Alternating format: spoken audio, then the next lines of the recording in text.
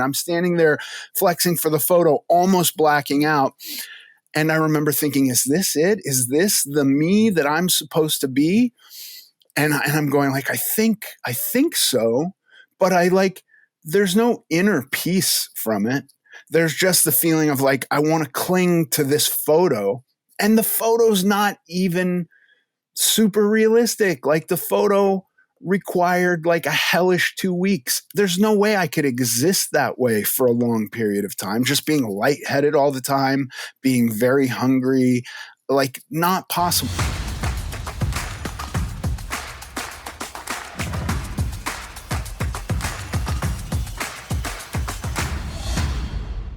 Paige Dorian Productions, welcome back to the American Glutton Podcast. Today on the show, I welcome Paige Dorian Productions. You know her, you love her, you can find her on Instagram at Paige Dorian Productions because she produces shit, people. Okay? What an intro. I feel welcomed. I feel excited. I feel ready. Booyah, high energy. Let's go. Paige, what are we talking about today? All right. Here's the thing.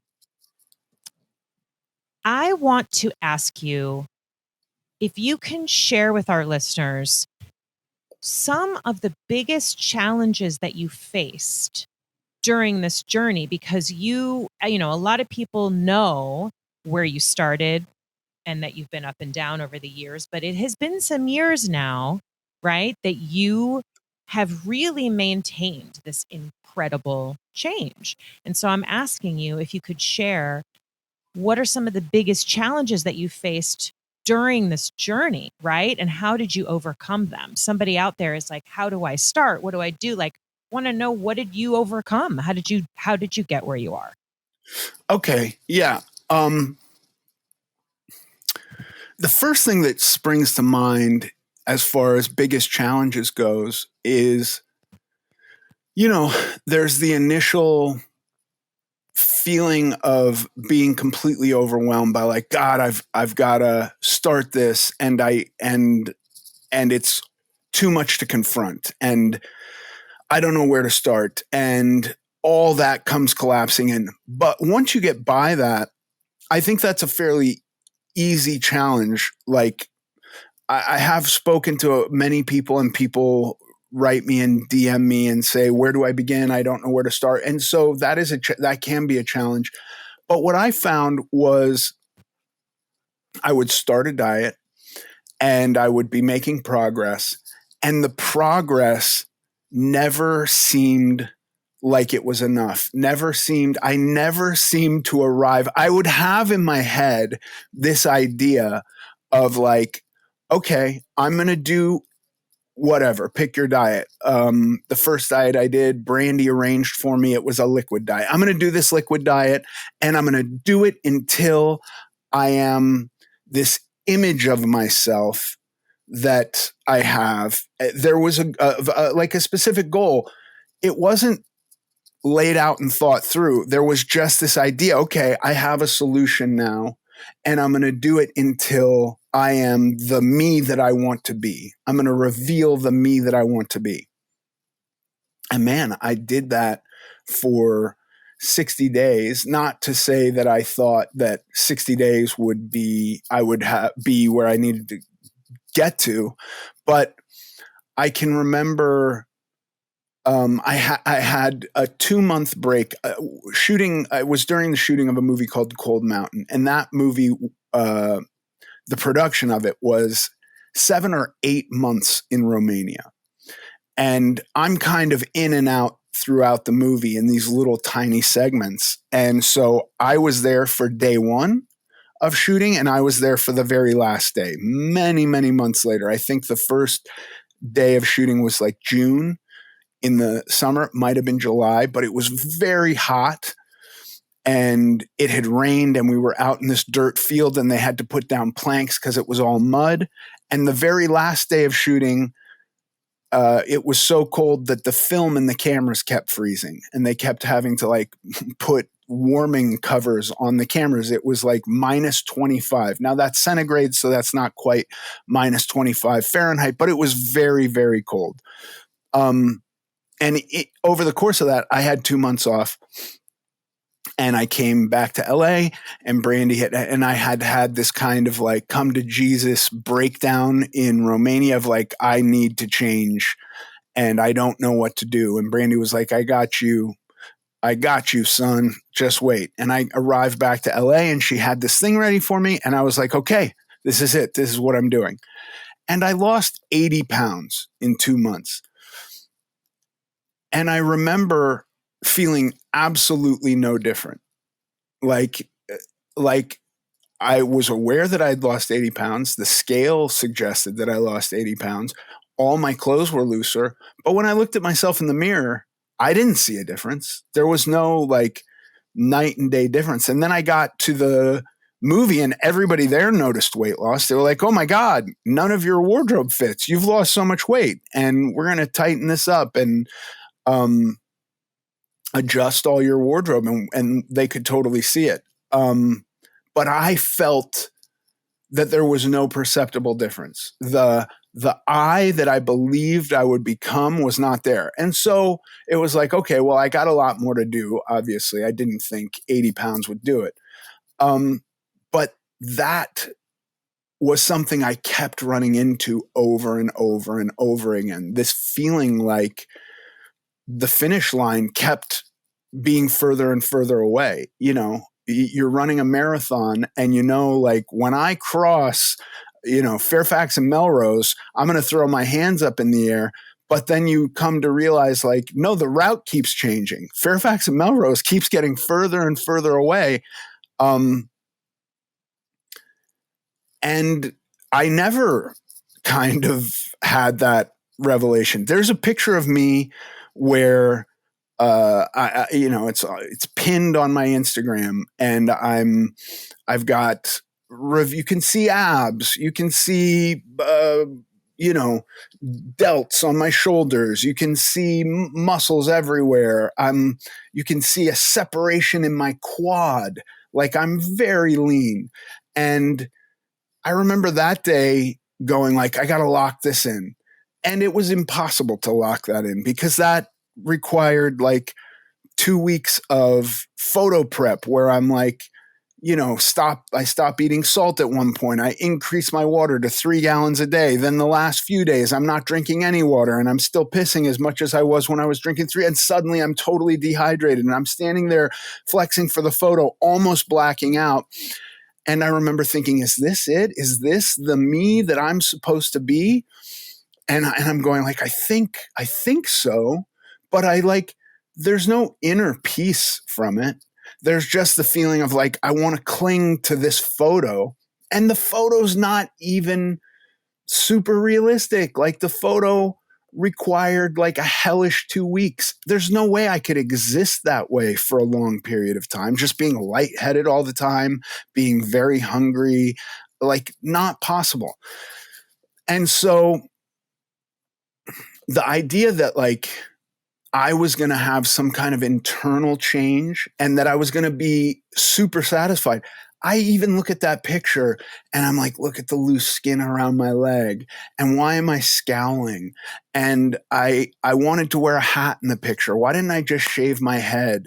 There's so much where it's just like I've never been truly satisfied. When I could ride my bike 150 miles in a day, relatively competitively, it wasn't enough. When I had all my abs, and by the way, I like put on just overhead lighting in the bathroom. We have a light that's like a part of the mirror that shines straight at you, and then a light above. And if I just put on the overhead lighting and not the mirror lighting, it's pretty great lighting. And I was like, oh, this morning I have abs. Like I see my abs right there, and I'm not even really working for them. And then it was like, okay, but I still have a lot of loose skin around my breasts and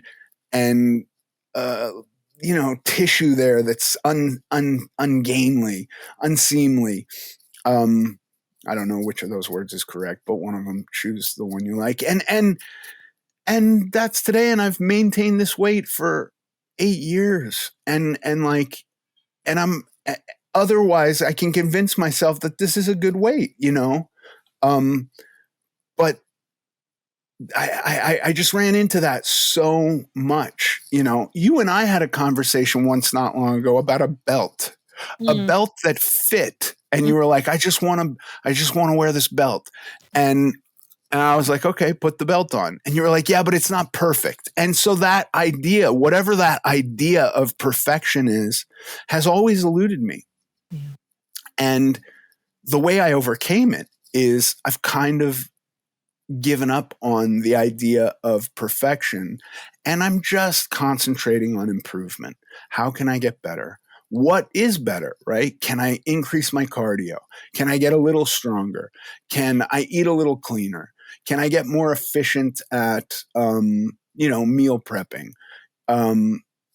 That seems to serve me better than this kind of ambiguous idea of perfection that I was aiming for that never came, despite how I looked throughout the last 20 years. When I lost 80 pounds, when I lost 300 pounds, when I, could ride every stage of the Tour de France, when I could bench press 405 pounds, none of that lent itself to this image of perfection I had in my head.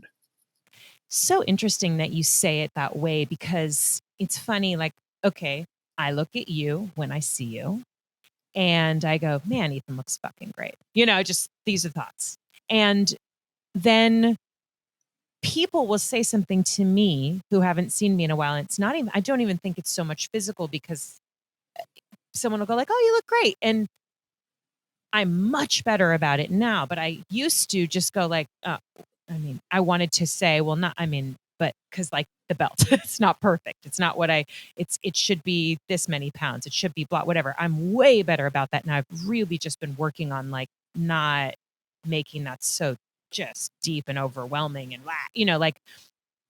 but it's such a reminder that, first of all, everybody has this image of themselves, or maybe has this perfect image, or what they think. So I think it's so valuable what you're saying, because it is unattainable to get to some perfect thing. Even when you were objectively perfect, you were lightheaded and about to fall down. Like, that's not going to work. And I wasn't even objectively perfect. Like, what I'm saying is, even on that day when I'm thinking, okay, I think this is perfect, I think I got to lock this in, I think I got to hold on to it, I still look at that picture and there's a part of me that's just noticing the bad stuff, just noticing the imperfections and going like, even on that day, it wasn't perfect. Like, someone else would look at you and think you looked amazing. And I can see that too. I can look at that and go, gosh, that is the best I've ever looked. There is a part of me that can go like, yeah, that was amazing, but it wasn't perfect, not by a long shot. There's lots in there where I'm like, okay, maybe if I am that plus a bunch of plastic surgery, if I get my little turkey neck fixed, if I get my tits done, a little breast lift, if I get the skin around my legs removed, if I get the dangly skin on my biceps removed, there maybe perfection could be in there at the price of $100,000 in surgery and time off. And then what am I going to look like? And I'm going to be swollen and bloated and like bruised. And so how long will recovery take? And it's like, it's exhausting, this idea of perfection. But I think that there will never be satisfaction. Like talking to rich dudes where I look at them and I go like, man, I would just relax if I were you. At no level have I met a rich dude who doesn't want to be richer. There's no, I just don't know any of them. They all want more money, more, and so my pursuit largely over the last quarter century has been weight loss and fitness and body related stuff. And so I'm the same way. There's no finish line. And so the healthier version is how can I progress? I'm going to stop thinking about it in terms of perfect and not perfect, because that's like a pass fail line. And I'm not failing. I'm doing great, like objectively doing great. And so I need to acknowledge that. I need to be aware of that. Otherwise, I just get so down on myself. This kind of being down on myself has been really, really hard. Yeah, I so can understand. And I think, dare I say, like, i- if we achieved every goal that we had and came to some place of perfection, quote unquote, or whatever, the rich guy makes all the money he ever wanted. Suddenly, we all have no more, it's like, well, what do we do next? We have to have a goal. We have to have something to aim for. We have to have some, for lack of a better term, a game to play in our lives, right? And it's like, sure, do we want that to be awful and struggling? No, of course not. But I love what you're saying. It's like, yeah, the rich guy wants to make more money because he's motivated to achieve things. And like, I love that there is no relaxing and going into the times that I failed in dieting. Many times is when I just go, okay, cool, I'm done. There is no done, as you always say, right? And this concept of maintenance and so forth. So it's like, it, everything you're saying makes so much sense. So I would say, yeah, I just love this point of like, to constantly be improving, right? Not in an obsessive, crazy way, but Yeah. Yeah. Another thing that I ran into frequently was kind of putting all of my like taking a diet and going, this is the solution. This alone is the solution. And that was the liquid diet Brandy had arranged for me. That was the first piece of advice Brandy had given me, which was don't eat bread, which I took to be like, oh, bread is bad. I can no longer eat bread. And really the lesson I take now is like, find a point of responsibility with food, find my power. Like I can be in charge of what I eat. Then there was the blood type diet, which I was put on after the liquid diet. And it was like, oh, this is it. I just eat like this and I don't worry about my weight anymore. And then when I'm not losing weight and I'm nowhere near any kind of goal, like I'm still morbidly obese, I'm like, well, this isn't working. And so I switched to keto. And then the HCG diet comes along, and then First Personal diet comes along. And each one of these things I looked at as the be all end all, the solution that unlocks this key. So it was like a 2-part thing. It was like, I have this goal or desire or quest for perfection, an idea of perfection that's super ambiguous, right? It's almost like a real woo-woo thing, like a state of enlightenment. I'm going to get there and I'll know it when I see it, and then the flip side was every diet was supposed to eventually unlock that.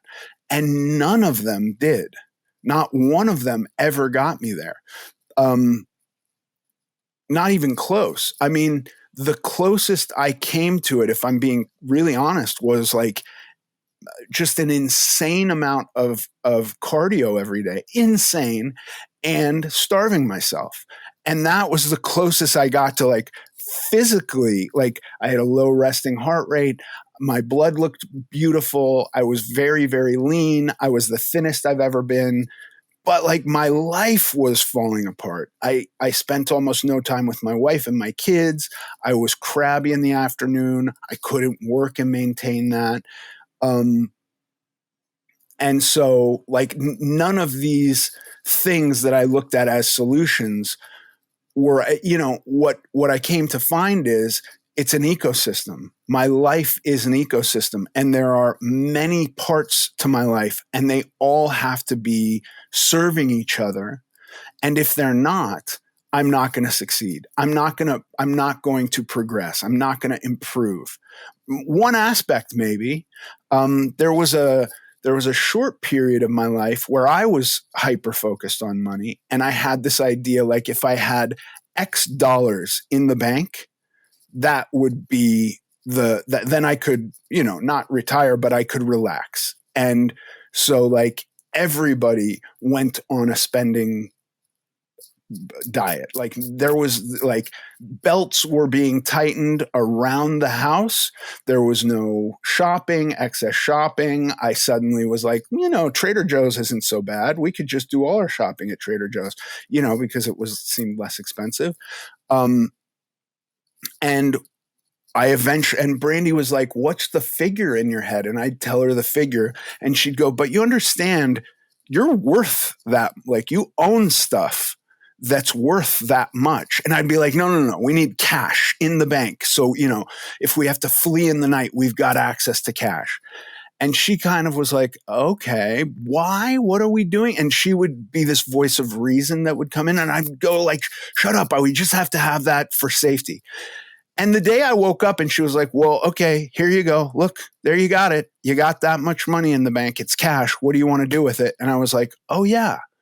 What are we going to do with it? Are we just going to like stay kind of holding our breath to hold on to that money and not spend any of it? Or what is the point? Could we invest some of it to make more? Like it became this thing of like, it's meaningless just sitting in a bank. It was another one of these goals. And that has been so much of my life. I need to be an actor. Like, by the way, this podcast at one point with Brandy was like, give me your goals for this podcast. And I was like, I just want to help another person know there's hope. And she was like, well, do you think you haven't done that? Have you achieved that? And I was like, oh yeah, maybe I have, maybe you're right. Okay. What's another goal? So these goals, like, I achieve these goals over and over, and they're just become this ambiguous thing that I'm setting out. And they get in the way often of the rest of my life. And when all of it's not working harmoniously, when it's causing suffering to my relationship with my kids because no, I got to go get my cardio and I can't hang out with you after school because I didn't get my cardio yet today, or I can't do that job because it means, 3 months of 12-hour days. When can I work out? Like, when can I meal prep? There's not enough time in the week to do it. That it's just not going to work long term. And so balancing that has been something that I've had to really do. I've had to like actively sit down and think about what's important. What kind of relationship do I want with Brandy? What kind of relationship do I really want with my kids? What kind of relationship do I want with work, with my friends, as a human being? Like, what energy do I want to put in the world as a person broadly? With my dog, do I want the time to take my dog on a walk every day? Yes, I do. So like that has to factor in. If I'm only hyper focused on this one thing, that one thing takes over everything and the rest of my life falls apart. So having this broader view has helped me a lot in creating a structure that I can really live with long terms. And that's the only way that when I finally was at a weight where I was like, I'm going to acknowledge this as a decent weight. I'm lean, I'm muscular, I'm healthy, my metabolic panel is really good. What's wrong with this? I don't need to chase anything. So now it's just a matter of maintaining this, accepting myself, and then putting myself into a position where I can be the best husband, the best dad, the best friend, the best coworker. That whole kind of broad spectrum was really necessary because for so long it was just hyper focused on diet. And I could do that as a sprint, but then it always fell apart when I tried to enter back into life. Like, what else is important to me in life? It's important to me to take my wife out to dinner every now and again. And when I was like eating my diet food beforehand, because restaurants were these big, bad, scary places, and then sitting and watching her eat alone in a restaurant, that was taxing on our relationship. Yeah, God, that I forgot about that. You touched on the podcast for a minute. I wanted to ask you, like, what impact has it had on you and your continued maintenance and success in this area to be doing this podcast? Because it's been since 2020, right? Like beginning of 2020. So we're coming up on almost 5 full years. Like, what part has this played in your journey?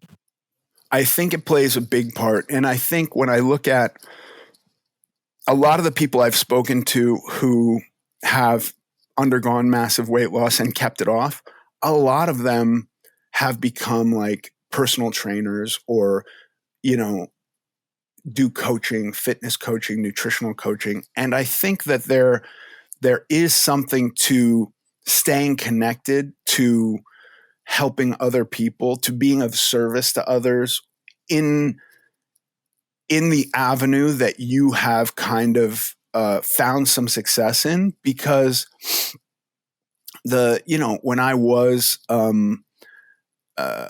doing insane cardio and had gotten really, really lean, I didn't want to talk to anybody about this. I wanted to make believe that the old me had never existed. And like, no, this is me. What do you mean? No, that was like the me from, Blow was like a painful thing to think about. And the more I distanced myself from talking about it, the harder it was to maintain. And so staying connected, keeping these ideas relevant, is really helpful to me in staying diligent on what I want to maintain. Yeah.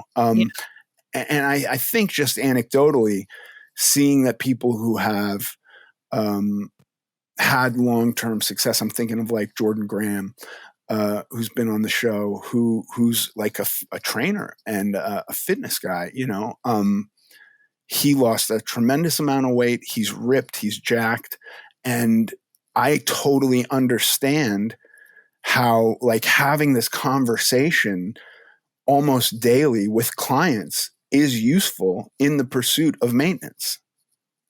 Yeah, I think it's true of so many things. We get more of what we put our attention into, and that's like if you stay connected to a group that has helped you, or you stay connected to a subject, or you stay connected to conversations about it, like it would be, I would imagine, hard. Like you can't you can't really go off the rails at this point. I mean, obviously for many reasons, but it's interesting. And you have the opportunity.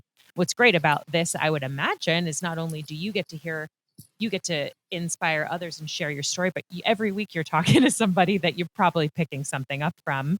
That's right. You're like in these conversations all the time.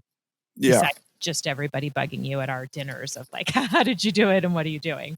No, it's really similar, I think, with sobriety and having other people to talk to about what you went through, to share your experience and how you navigated it, and keeping that fresh. Because there's a universe where it's like, okay, my life had become unmanageable due to drugs and alcohol. And so I quit drugs and alcohol. And then you separate yourself from that for so long that when the thought occurs to you, maybe years down the line or any amount of time down the line, there's so much separation that you're like, I'm probably fine now, And for me, that could happen in a week before I got that under control, where a week later I'd go, well, I took a week off. I'm sure I'm fine now. And very quickly my life would fall apart again.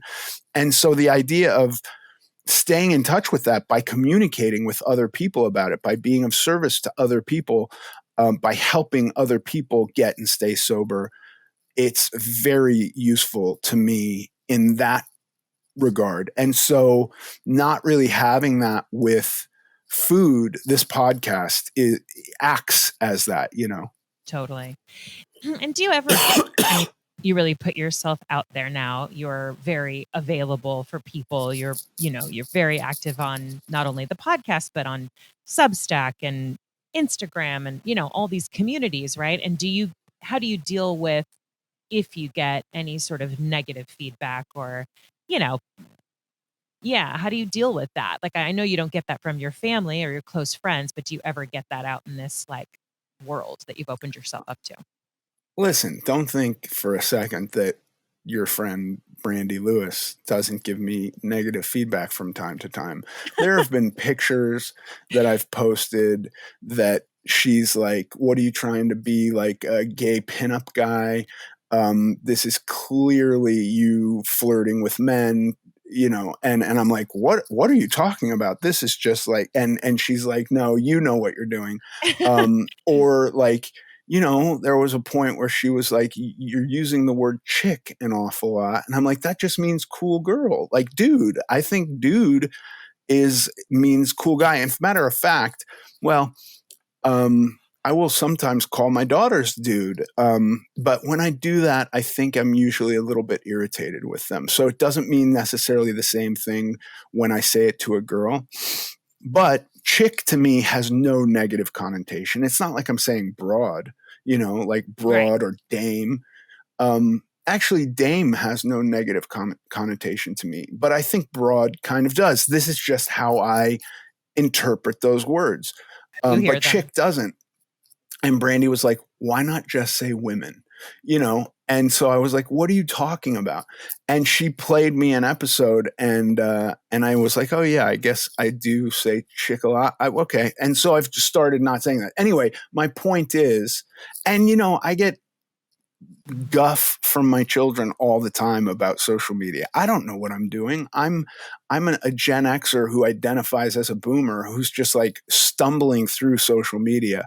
And so like I get negative feedback from my family all the time about this stuff. So how I deal with that, I take their concerns to heart. I do. And if I do something that they find cringeworthy, I will try to undo it. When it's some random faceless, nameless strokes on the keyboard that I have no connection to, I ignore it. And like that's the thing. Social media is like can be the bathroom wall of the universe. Anybody can write anything. Anybody can take any point of view. I think often there are some types of people who will intentionally take what you're saying and just try to be contrarian about it, or try, you're talking about this. Well, why aren't you talking about X, Y, and Z? And it's like, well, because I'm not, because I'm talking about this. And that's what I chose to talk about today. And if you don't care about that, move along. There's more people, and you'll find your guy who's talking about all the shit you care about. I'm talking about health and wellness and weight loss. That's been my main focus, and I'm a part of America who seems to pay a lot of attention to this. Everybody's been on a diet, and so that's. But I don't care as much. Sometimes people will try to write intentionally hurtful stuff, and I recognize it as that, and I try to have compassion for another human being who just wants to upset somebody. And I've felt that way. Certainly I've been angry and taken it out on no one in particular, and said nasty stuff that I regretted. And I get it. That's human nature to some degree. I think we can all be in bad moods, and so I really just try to ignore that as much as possible. Yeah, that makes a lot of sense. I wish I intentionally do not engage with that stuff because I find that to be a waste of time, especially when it's like over text in comments. It's like, how am I going to convince this guy of something? And why do I care to convince that one person? Generally, I'm just stating my experience and my opinion. I'm not stating, empirical facts or absolute statements or dogmatic law or anything like that. I'm just saying, here's what I've found to be true and useful. And how much of this viewpoint or approach that you have toward life now and everything you've shared in this chat, how much would you say is any part of this like age? With age comes wisdom and so forth, or like, because I don't know, it's just interesting, I guess, being in a new age bracket, right? We are not 25, even though we are not 20, especially me. We're not 25. We're parents, we're grandparents, we're all these things, right? But I still think we also are not, I think our we're talking about things we haven't given up on life, we're too old kind of way. So just curious, like how much of this would you say you could attribute to that and the experience of your years? I think experience has been vitally necessary. There's stuff that it took me a long time to understand that I can remember people hinting at or alluding to or saying in a way that I couldn't understand superficially when I was younger. And I don't know that age necessarily has anything to do with it, but I do think experience has something to do with it. So failing at 50 diets, I don't think that's necessary. But what that did was show me that I was not being complete in my approach. And I wish I'd learned it after 10 diets. But it took me 50. And I'm sure there's somebody where it could take one or two. That's just my lot in life, to have had to go through that. But I do find that often trying to get somebody to my way of thinking is difficult in a conversation. I do think sometimes it requires some experience. Yeah, it is, I guess it is experience. I look back at the younger version of myself, and I just say younger because, yeah, it's just that where everything's, that expression, if I knew then what I know now kind of thing or whatever, like it's just so true. And I think about like, when I was very little, my grandmother would say, Paigey, when you're old, you want to be young. And when you're young, you want to be old, because I would say, oh, I wish I could this. And then we get to this place where we're sort of middle aged, I guess, now. And it's like, well, I don't know, we're just, I don't know. It is very interesting. The years, the perspective, the chapters, as Brandy and I always say, like life is in these chapters. And I don't know, it's very interesting. Well, I appreciate your perspective on that. And selfishly, as I always say, I learn so much when I get to, have these conversations with you and just like be a part of this, podcast. So I think, we'll see what the feedback everybody has. If you have follow-up questions for Ethan on any of this, you know where to send them, people. I say it every time. You just email us at hello@americanglutton.net and Ethan will answer what you ask. Thank you, Paige. See you soon. Thank you, Ethan. Bye.